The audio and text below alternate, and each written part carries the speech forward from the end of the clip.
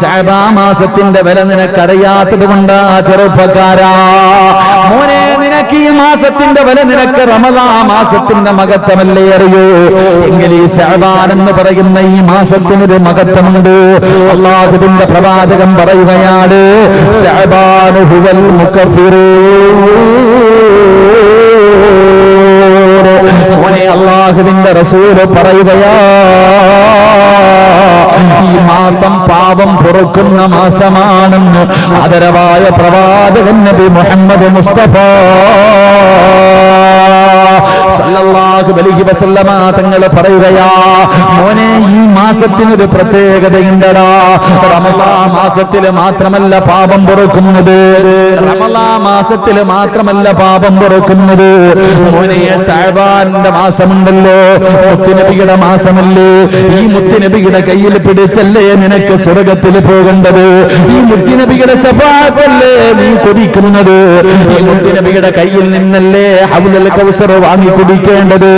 എങ്കിൽ അല്ലാഹുവിന്റെ റസൂൽ പറയുകയാ, ഈ സദസ്സിൽ ഒരുമിച്ച് കൂടിയ ചെറുപ്പക്കാരോട്, എന്റെ പെങ്ങന്മാരോട്, എന്റെ വാപ്പമാരോട്, എന്റെ പ്രിയപ്പെട്ട മുസ്ലിമേ, നിനക്ക് ജീവിതത്തിൽ ചെയ്തു കൂട്ടിയ പാപങ്ങളുണ്ടല്ലോ. അല്ലാഹുവേ, ഞാൻ ചെയ്ത പാപം, നിങ്ങൾ ചെയ്ത പാപം, ഞങ്ങളെ രഹസ്യവും പരിസവും അറിഞ്ഞും അറിയാതെയും ഒറ്റയ്ക്കും കൂട്ടായും പടച്ചവരെ ധിക്കാരത്തോടെ ചെയ്തു കൂട്ടിയ പാപങ്ങളുടെ കണക്കറിയുമോ? അല്ലാഹുവേ, ഈ പ്രായത്തിൽ ചെയ്യാൻ പറ്റുന്നതിനേക്കാളും ഒരുപാട് ചെയ്തില്ലേടാ ചെറുപ്പക്കാരാ.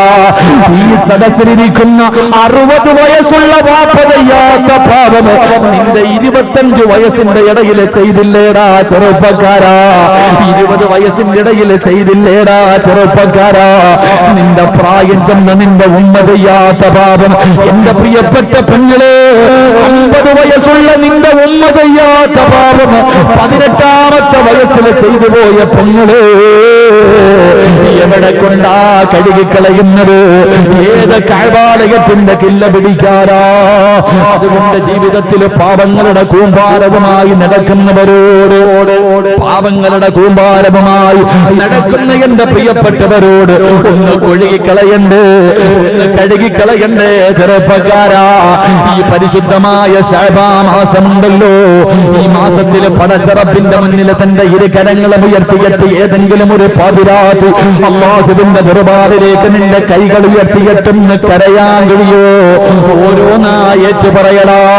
ചെയ്തു പോയ ഓരോ പാപവും അല്ലാഹുവിന്റെ മുന്നിൽ വ്യഭിചരിച്ചെങ്കിൽ നീ പറയണം, അല്ലാ ഞാൻ വ്യഭിചരിച്ച തമ്പുരാന്. കള്ളു കുടിച്ചെങ്കിൽ പറയണം, ഞാൻ കള്ളു കുടിച്ച് പടച്ചവര്. പലിശ തിന്നെങ്കിൽ പറയണം, ഞാൻ പലിശ തിന്ന് പടച്ചവര്. നമസ്കാരം കളഞ്ഞെങ്കിൽ പറയണമല്ലോ. പള്ളിക്കകത്ത് നമസ്കാരം നടക്കുമ്പോ പള്ളിയുടെ മുന്നിലൂടെ നടന്നു പോയിട്ട് പോലും ഞാൻ പള്ളിക്കകത്ത് കേറാത്തവനാ അല്ലാ. ഓരോന്നും എണ്ണി പറയണം ചെറുപ്പക്കാരാ. എന്റെ പ്രിയപ്പെട്ട പെങ്ങള്, 18 കൊല്ലം പൂറ്റി വളർത്തിയ മാതാപിതാക്കള്, ഒരുപാട് പ്രതീക്ഷയും ഒരുപാട് സ്വപ്നങ്ങളും. ആര് തെറ്റ് ചെയ്താലും എന്റെ പൊന്നുമകളെ തെറ്റ് ചെയ്യില്ല എന്ന വിശ്വാസത്തോടുകൂടി ഇത്രയും കാലം നിന്നെ പൂറ്റി വളർത്തിയ ഉമ്മാരെയും ബാപ്പാരെയും വഞ്ചിച്ച പെൺമക്കളെ, വഞ്ചിച്ച ചെറുപ്പക്കാരാ, മാതാവിന്റെയും പിതാവിന്റെയും പ്രതീക്ഷ മുഴുവനും തകർത്ത് തരിപ്പണമാക്കിയവരാ. എന്നെ അല്ലാഹുവോട് പറയടാ, വീട്ടിൽ പടച്ചവനെ ഒരു സാലികത്തായ പെണ്ണിനെ മഹർ കൊടുത്ത് വിവാഹം കഴിച്ച് വീട്ടിൽ കൊണ്ടുവന്ന് നിർത്തിയിട്ട് അല്ലാഹു ഹലാലാക്കി ഒരു പെണ്ണിനെ തന്നപ്പോ അവളെ കളഞ്ഞിട്ട് കണ്ടവളുടെ കൂടെ ഇറങ്ങിപ്പോയ ചെറുപ്പക്കാരാ, ഒരല്പനേരത്തെ സുഖത്തിന് വേണ്ടി വീടിന്റെ അകത്ത് നിനക്ക് വേണ്ടി ഓരോ വക്കത്തും നിസ്കരിച്ചിട്ട് കരഞ്ഞ് കരഞ്ഞെന്റെ ഭർത്താവിനെ കാക്കണയല്ല, എന്റെ ഭർത്താവിനെ കാക്കണയല്ല എന്ന് പൊട്ടിക്കരഞ്ഞ് ദുആ ചെയ്യുന്ന നിന്റെ ഭാര്യ വഞ്ചിച്ചിട്ടുണ്ടെങ്കിൽ ഈ ശഅബാനിന്റെ രാത്രി റബ്ബിനോട് പറഞ്ഞു, എന്റെ പ്രിയപ്പെട്ട പെങ്ങളെ, ഗൾഫ് നാടുകളിൽ കിടന്ന് കഷ്ടപ്പെടുന്ന അറബികളുടെ അടിമയെ പോലെ പടച്ചവനെ കഠിനമായ ചൂടത്ത് കുപ്പൂസും വെള്ളവും കടിച്ചുകൊണ്ട് അവിടെ കിടന്ന് കഷ്ടപ്പെടുന്ന നിന്റെ ഭർത്താവ്. പടച്ചവരെ, രാവിലെ വീട്ടിൽ നിന്ന് ജോലിക്ക് വേണ്ടി രക്തം വിയർപ്പാക്കാ പോകുന്ന നിന്റെ ഭർത്താവ്, ആ ഭർത്താവിനെ വഞ്ചിച്ച ഏതെങ്കിലും പെണ്ണുണ്ടോ? ശഅബാനിന്റെ രാത്രിയാ, മുത്തുനബിയുടെ മാസവാ. പടച്ച റബ്ബിന്റെ മുന്നിൽ കരയണമെങ്കിൽ കരഞ്ഞോ, തൗബ ചെയ്യണമെങ്കിൽ തൗബ ചെയ്തോ. പാപങ്ങൾ പുറക്കുന്ന മാസവാ.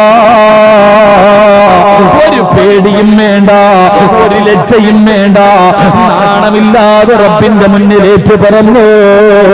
കാരണം അള്ളയാരെന്നറിയോ?